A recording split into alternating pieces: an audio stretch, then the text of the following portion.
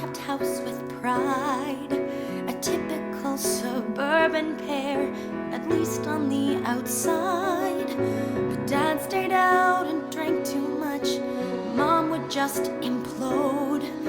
And though I think they loved each other, it never really showed.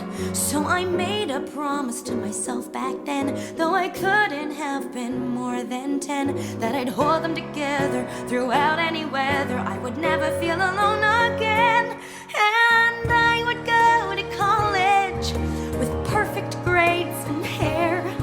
When my parents saw me shining bright, they'd have something still to share. If I was better, Dad would come home soon. Mom would even smile to boot. If I was perfect, then the world would follow suit.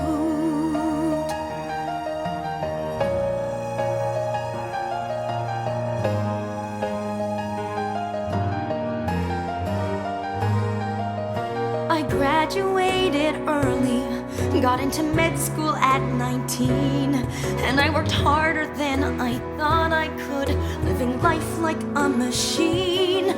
And I got myself a boyfriend whose biggest trait was smoking weed. But he was hot and sweet, so it was no big feat to mold him into what I'd need. See, I had learned that I could shake the world around with lots of will and strength and drive and sound. And my destiny waited to be quickly dictated. I'd be queen of all the land I found. And I would have 2 children and maybe 2 dogs and a cat, and have a handsome doting husband who'd take care of all of that. And I'd be better than you'd ever seen. I'd wipe away each trace of doubt. If I was perfect, I would never go without.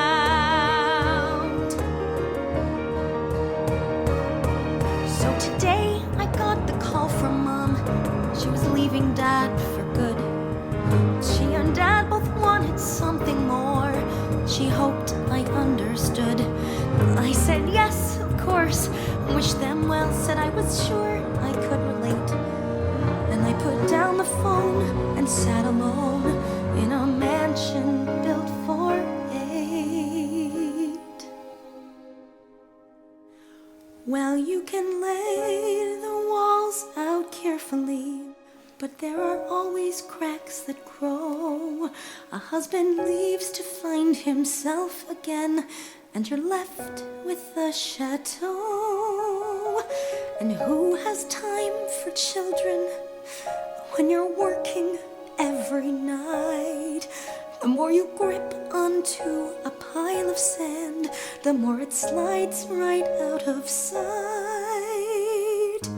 But it's been 30 years speeding down this track, and I am dead if I should stumble or look back.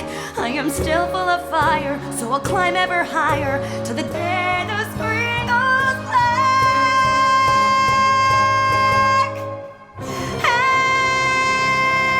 And I will go on fighting. Who cares if no one's at my side? If I don't forge ahead with all my might, how can I say I truly tried?